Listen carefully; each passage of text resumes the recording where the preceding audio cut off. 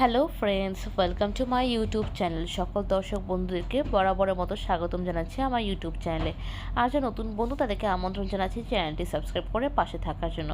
So here I am requesting to my all of new viewers and friends whose are just now connected through this YouTube or cooking video. Please subscribe my YouTube channel and stay connected. And if you guys are enjoy my cooking video of any of part, so please do like and share with your near and dear ones. তো বন্ধুরা, আজকের রেসিপিটি হচ্ছে একটি ভিন্ন স্বাদের, ভিন্ন রকম এবং মজাদার একটি কম মশলা দিয়ে একটি দুর্দান্ত করলার পাতলা ঝোল, যেটা কিনা আমরা পরিবেশন করছি রুই মাছ দিয়ে, বা তোমরা চাইলে একটা কাতলা মাছ দিয়েও ব্যবহার করতে পারো। তো আশা করি এই ঝটপট সহজ করলা ঝোল রেসিপিটি তোমাদের সকলেই ভালো লাগবে। তো চলো তাহলে মেন পর্বে শুরু করি। তো এখানে আমি বড় বড় করলাগুলো নিয়েছি। করলাগুলো আমি এটাকে চিকন চিকন করে কেটে নিয়েছি। নিয়ে নিচ্ছি এখানে লাউয়ের ডগা এবং লাউয়ের ছোটো ছোটো করে একটু পাতাও দিয়েছি এখানে আলুটাকে তোমরা দেখতে পাচ্ছ চিকন করে কেটে রেখেছি। আর হচ্ছিল রুই মাছে আমি এখানে 4টা পিস নিয়েছি। তো আশা করি বন্ধুরা আজকের এই উপকরণ মেইন ইনগ্রিডিয়েন্টস সম্পর্কে তোমাদের একটি ধারণা হয়েছে, যে এটা করলার সাথে আমরা লাউ দিচ্ছি, মানে লাউয়ের ডাঁটা আর একটু সামান্য পাতা সহকারে যে ডাঁটাগুলো থাকে, আর আলু। তো চলো এখন তাহলে মেইন পর্বে চলে যাই, মানে কীভাবে করে আমরা ম্যারিনেশনে গেলাম। তো আমি কিন্তু এখানে বড় করলা নিয়েছি, ছোট করলাগুলো না। আর বিচিগুলো কিন্তু ফেলে দিয়েছি, তোমরা দেখতেই পাচ্ছ যে করলার উপরে অংশটুকু আমি নিয়েছি। নিয়ে আমি এখন এটাকে লবণ দিয়ে ভালো করে কচলে দিয়েছি।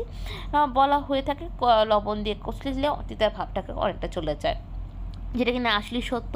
তোমরা খেয়ে একবার দেখো, তাহলে তোমরা বুঝতে পারবে জিনিসটা আমি কতটা সত্য বলছি। তো এভাবে করে তোমরা ভালো করে আগে কষলে মেখে নিবে। নেবার পর সামান্য জল দিবে। জল দিয়ে কিন্তু কচলিয়ে দেন হচ্ছে জলটা অদল বদল করে ফেলে দিয়ে নতুনভাবে করে নিবে। অপরদিকে আমি এখানে যে রুই মাছের যে 4টি পিস নিয়েছি, সেই পিসে আমি এখন ম্যারিনেট করছি মশলা দিয়ে দিচ্ছি পরিমাণ মতো নুন, হলুদ,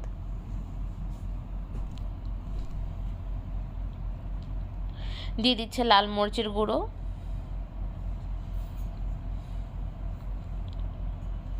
দিয়ে দিচ্ছি সামান্য সরিষার তেল, দিয়ে এটাকে ভালো করে আমি মেখে নিচ্ছি।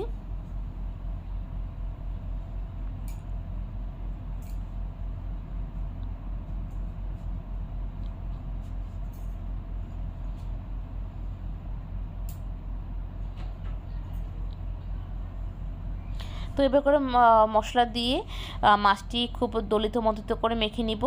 চলে যাচ্ছে পরবর্তী স্টেজে। আমি একটি বাটিতে মশলা গুলিয়ে নিচ্ছি, সেখানে দিয়ে দিচ্ছি হলুদের গুঁড়ো, দিয়ে দিচ্ছি লাল মরিচের গুঁড়ো, দিয়ে দিচ্ছি সামান্য ধনিয়ার গুঁড়ো, দিয়ে দিচ্ছি সামান্য জিরে গুঁড়ো। সব কিছু কিন্তু আমি 1/4 টেবিল স্পুন করে নিয়েছি।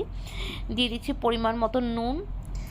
তো এটাকে ভালো করে মিক্স করে নিচ্ছি। এখন সামান্য একটু জল দিচ্ছি, দিয়ে এটাকে ভালো করে গুলিয়ে নিচ্ছি।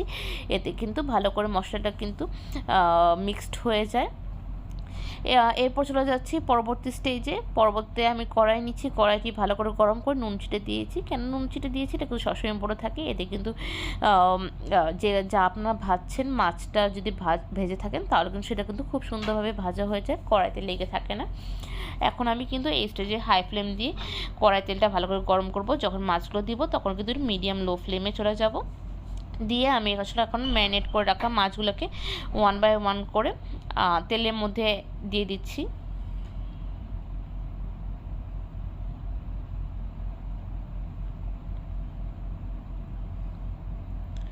তো এভাবে করে দেবার পর আমি এখন এটাকে ভালো করে ফ্রাই করব। আমরা সবাই জানি বন্ধুরা মাছগুলো কীভাবে ফ্রাই করতে হয়। মাছগুলোকে আমি ততক্ষণ পর্যন্ত ফ্রাই করবো যতক্ষণ পর্যন্ত এটা সুন্দর হালকা বাদামি রঙের বা গোল্ডেন ব্রাউন কালার পর্যন্ত পরিণত না হচ্ছে। তো এক পিঠ যখন সুন্দরভাবে ভাজা হয়ে যাবে, তখন এটাকে অপর পিঠটি উল্টে দিব এবং দুনো পিঠ ভালো করে আমি গোল্ডেন ব্রাউন করে বা খয়েরি রঙের করে ভাজা করে নিচ্ছি।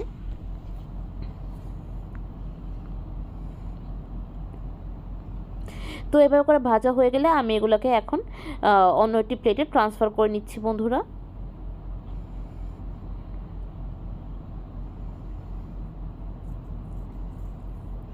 এবার চলে যাচ্ছে পরবর্তী স্টেজে। এই একই তেলের মধ্যে আমি এখানে ফোড়ন হিসেবে দিয়ে দিচ্ছি সামান্য জিরে,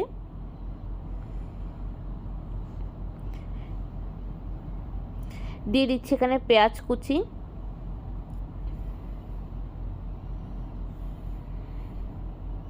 দিয়ে দিচ্ছি কাঁচা লঙ্কা চেরা বা কাঁচা লঙ্কা, দিয়ে এটাকে ভালো করে ভাজা ভাজা করছি যতক্ষণ পর্যন্ত এটি সুন্দর একটি লাইট ব্রাউন কালার পর্যন্ত না হচ্ছে বা যতক্ষণ পর্যন্ত সফট না হয়ে যাচ্ছে। এরপরে এই ক্ষেত্রে আমি দিয়ে দিচ্ছি আলুগুলো যেগুলো আমি ফালি ফালি করে চিকন করে লম্বা করে কেটে নিয়েছি, ওগুলো সহকারে আমি একসাথে ভেজে নিচ্ছি। এবং এই ভাজতে ভাজতে আমি এর মধ্যে দিয়ে দিচ্ছি করলাগুলো।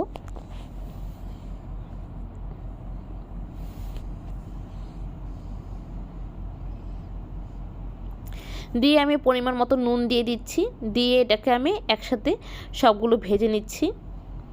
এতে পেঁয়াজ, আলু এবং করলা একসাথে ভাজা হয়ে যাচ্ছে। এইভাবে করে খোলা চালে 2 থেকে 3 মিনিট ভাজার পর আমি এটাকে ঢাকনা ঢেকে দিয়েছি যাতে ভাজা এবং সেদ্ধ দুটোটাই একই সাথে কাজ করে। তো এখানে আমি 3 মিনিট ঢাকা দেওয়ার পর আমি এটাকে ঢাকনাটা খুলে আমি এটাকে আবার ঠিক এপিট ওপিট করে নাড়াচাড়া করে নিয়েছি।